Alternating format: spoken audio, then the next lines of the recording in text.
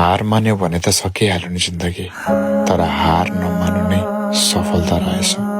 जिन्दगीमा कहिले पनि हरेस नखानु। जुन दिन तिमीले हरेस खान्छौ तिम्रो जिन्दगी त्यहीबाट सकिन्छ।